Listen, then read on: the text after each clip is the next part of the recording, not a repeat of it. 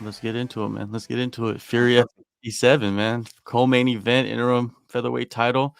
Yes, Let's just sir. get into how this opportunity came together. Basically my management team, they're a great management team, Iridium. Give them all the props in the world.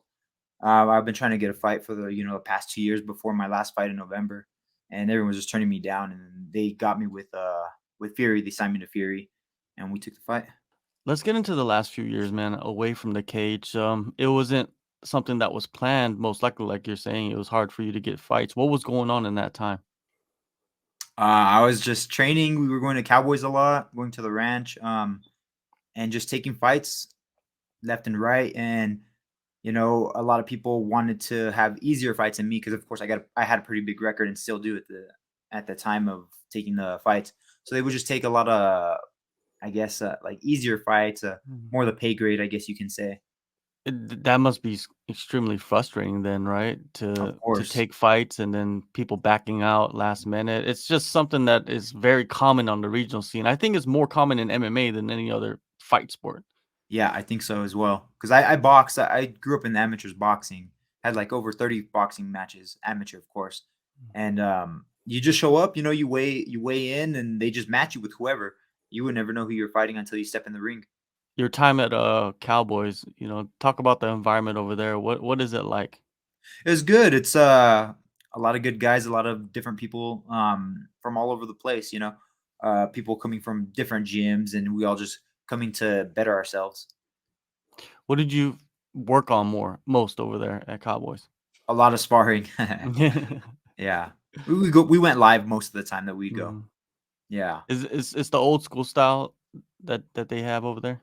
I would think so, more so. For Cowboy, probably not because he's more specialized. They probably just like coach him only, and then when they bring us in, whenever it's like the hard days, the go live days, the sparring days, and the grappling full on grappling days. Now, I just want to rewind a little bit to Combates 42. Right, Before that fight, before that title fight, um, you ripped through the right. division, man, like completely, like tore through it. Even guys that you beat are in the UFC right now. Yeah. Um, in that event, you went 5 rounds. The decision didn't go your way. When you look back at that fight, what was that experience like for you, and what did you learn most from going through that? It was kind of rough, I don't know if you know, but they had scheduled it for my hometown for Albuquerque. Then they postponed it, and I didn't think I was gonna fight. I said I wasn't gonna fight. I was like, oh well, there was a lot of controversy over like ticket sales, and Mhm. oh, I got to refund all these people. I was supposed to keep a percentage of the tickets and this and that, and then you guys just cancel on me the day of the week of the fight. And so in my mind, I wasn't gonna fight. No excuses. I showed up. I went and I fought. Um, the guy was better than me, Canetti. So now we're 1-1. Hopefully, one day we'll have a tiebreaker. Mhm. I stopped him. He decisioned me. He kind of laid and prayed, but it's okay. He's a tough guy, tough competitor, and next time we'll be ready if we ever meet again. Combate always treated me well, but I don't know exactly what happened at that time and point. But it just is what it is. I drew some bad cards, you can say. Mhm. When you think about it, you said 1-1, right? I was thinking maybe why didn't they just put him against you for this interim title fight? You know what I mean? That would have been a nice little storyline, right? Yeah. Right, right. Yeah, that's true, but, Combate was a little weird. When I fought him for the title, I we only went 3 rounds. I don't know if you Mhm. knew that. Oh no, I didn't. Yeah, we went 3 rounds. I don't understand why. It was a title fight, but yeah, Yeah, I expected it to be 5 rounds, right? I of don't, course, yeah. sometimes like there's so many fights going on that Yeah. title fights you expect it to be 5 rounds every like especially for certain promotions like combates or even LFA they have 5 rounds, you know what I mean, and those are kind of like what is it, the second tier leagues, before you get into Yeah, the they're big higher ups, right? promotions. Yeah, it's just it should set you up for the bigger promotions just in case, you know what I mean. So Of course. yeah, now your opponent coming up for this title fight, Huseyn Aliev, he's 12-4. What is your breakdown of him and his style? Kind of a sloppier striker. Of course, he throws big shots, so we gotta be careful with that. Always hands up, try and avoid the big shots. He's gonna probably try and wrestle me. It's kind Mhm. of probably no secret. He's a wrestler. I'm a striker, so Just kind of old school matchup. When a guy is like loading up on most of his strikes, that's good for a striker, right? Like a guy I that's think based so. out of striking, right? Like you get to kind Yeah. of see things way before they even come through, you know, your passageway, right? Your path. Yeah, yeah. So what when you have a guy like that in front of you, like what goes through your mind? Is it something that you could kind of like compute, you know, as you like as the minutes go through the rounds? Yeah, somewhat, like, sometimes, like, in my last fight, I don't know if you saw it, but I didn't take it off, but I used the first half of the first round to kind of gauge my guy, kind of learn him and see how fast he was, what he liked to throw, and then I kinda just, like, put that, like, in my memory bank, and then when he does something again, then I know what to counter. Yeah, let's talk about that. Well, actually, let's talk about his last fight, right? His Yeah. Fury FC debut against Cameron Graves. Did you get to watch that, and what did you think of how that fight played out? You know what? I personally don't really watch tape on my opponents. Mhm. My coaches do, of course. A lot of people around me do, and they tell me, "Oh, that he does this. He's good at this," and it's worked well for me. You know, I couldn't even tell you what he did in that fight. I just know he won a decision. I think UD, right? Yeah. And he got cut. One of my training partners knows that Cameron kid. Mhm. So I mean, that's all. That's all I really know. Well, has that something you've been is that something you've been doing for a long time, like not watching any footage, or is that something you just kind of like started doing recently? No, I've done that almost my whole career. Like I'll watch Mhm. footage here and there, but I leave it up to my coaches, you know, that's kind of what they're experts at, and Mhm. they come up with the game plan and I just follow it. It's great to see that you have that complete trust, you know what I mean? Because that's a Yeah. lot of trust right there. Because you're going in there to fight somebody. It's not like you're going in there to shoot hoops.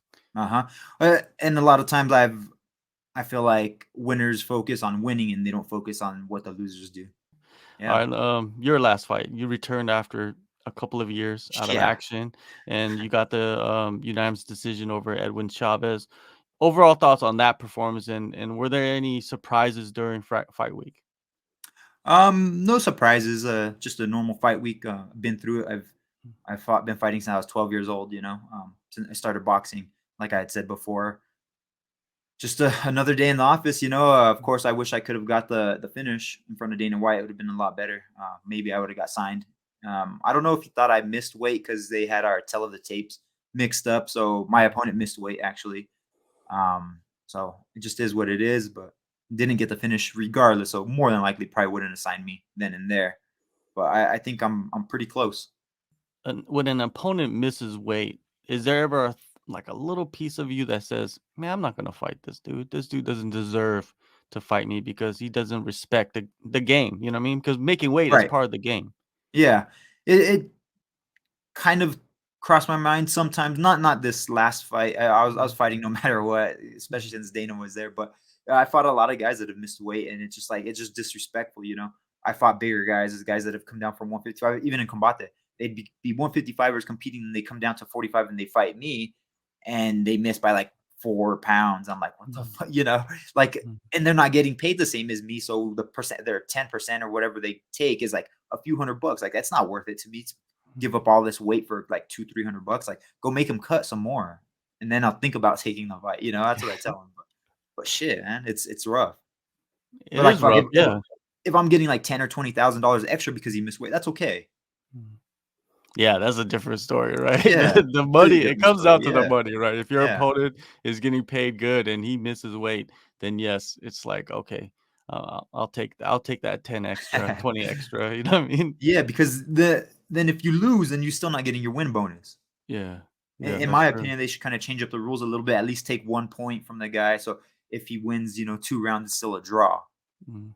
Something, you Or know. or they take more money. Yeah, I think that hurts you more than taking a point, to be yeah. honest with you. Like, I if should do guys both. are getting paid good, yeah, if they're getting paid good and you take 40%, you know, 50% is kinda rough, but 40%, that'll hit you hard, man, especially if you're getting paid, like, 10, 20, $30,000, you know what I mean, on the Yeah, regional scene. yeah, exactly. Now, training camp, where have you been splitting your time for this fight? Latrell's. I'm always at Latrell's. Mhm, We don't really go much else. We'll cross train with a few like people that I know, that I've had trained with in the past. mhm, We went to fit a few times, just finding new sparring partners, trying to fill in the model of my guy. Heavy Mhm. training. A lot of my friends from Santa Fe, they cross train with us, but they've been coming down from my camp and helping me in circles and being great partners. How do you see yourself, winning this title? This is your second opportunity in 3 fights. Right. It's a big opportunity, especially Fury FC. A lot of attention goes into, champions there, especially Of going to course. that next level. Yeah. I want to stoppage. I'm always, I don't know, my first 10 fights, my first 10 wins, I guess you can say we're all knockouts. I'd like to get back on that knockout streak. I haven't had a knockout since the tournament. Had two that night, but still, kind of sucks. A few more questions outside your Mhm. fight. Judging in MMA, it has, always been under the microscope. Open scoring is being used around the world little by little. What are your Yeah. thoughts on open scoring and how do you think it will affect fights? I wouldn't mind open scoring. Or open scoring is pretty cool.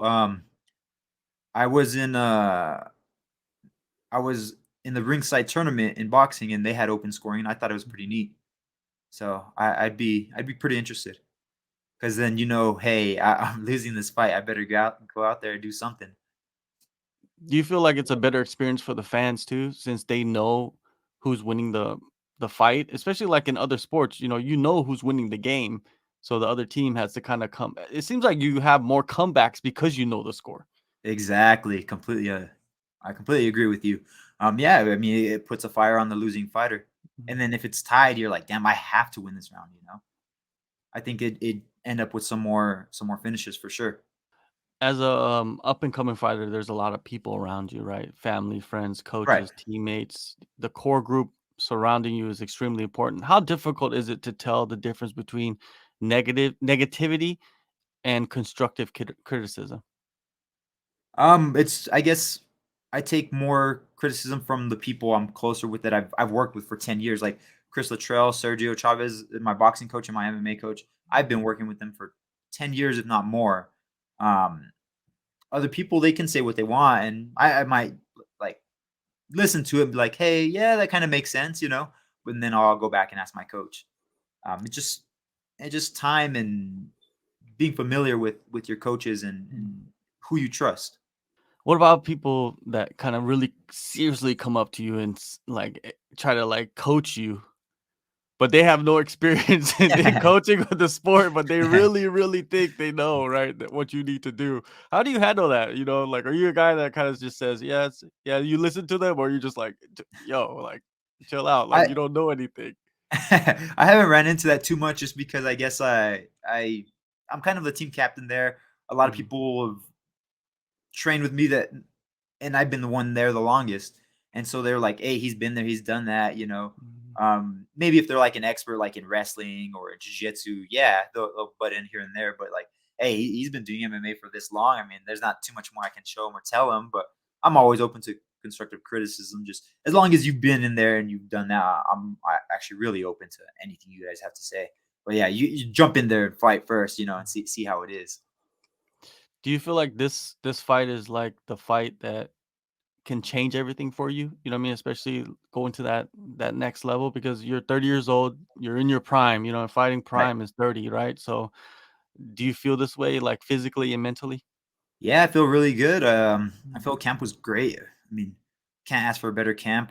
Training altitude, we're going mhm. almost to sea level. So, I mean, I'm gonna have the gas tank. I've been going 5 rounds in circles, fresh guy every time. And sh- I mean, there's nothing else I can ask for that's better.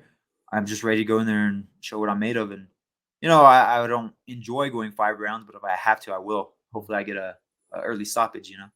Yeah, highlight reel, right? You got to Yeah, add to yeah, that. that's what I like. All right.